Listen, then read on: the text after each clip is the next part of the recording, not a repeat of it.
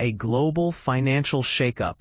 U.S. credit risks spark market turmoil. In a dramatic turn of events, global bank stocks took a hit on Friday, October 17th, as concerns over U.S. credit quality sent shockwaves through the financial world. This development has sparked a reality check, leaving investors anxious and seeking answers. The recent disclosures by Zions and Western Alliance, two prominent U.S. regional banks, have raised fears of a repeat of the 2023 banking turmoil. Back then, the failure of Silicon Valley Bank sent global bank stocks into a tailspin, and now history seems to be repeating itself. The ripple effect, from U.S. to Asia and Europe, as the U.S. regional banking shares tumbled, the impact was felt across the globe. European banks, led by Deutsche Bank and Barclays, experienced significant losses, with their stocks sliding by around 6%. The sell-off then spread to Asia, with Japanese banks and insurers taking a hit. The overnight sell-off on Wall Street sent a clear message. Investors are worried about the potential contagion effect.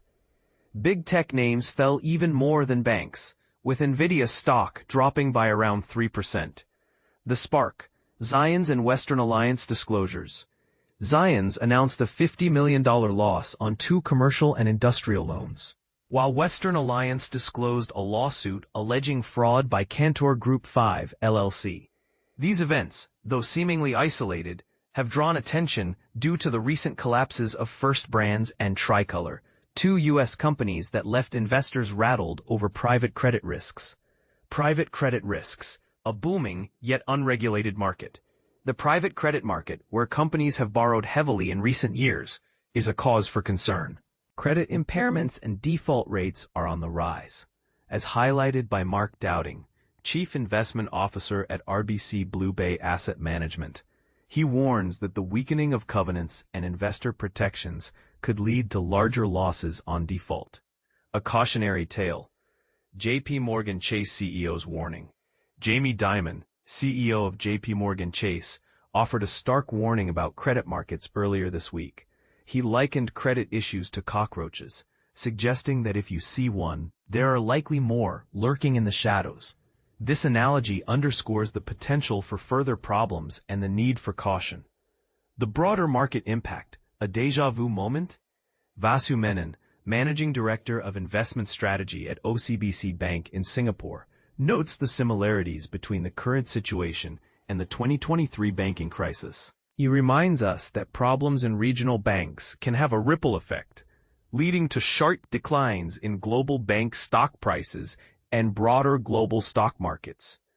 Despite strong earnings reports from big U.S. banks, investors remain nervous due to the already high valuations across equity markets. European bank shares, for instance, have risen by 40% year-to-date, while world stocks have seen a 16% increase. The AI boom and market unease.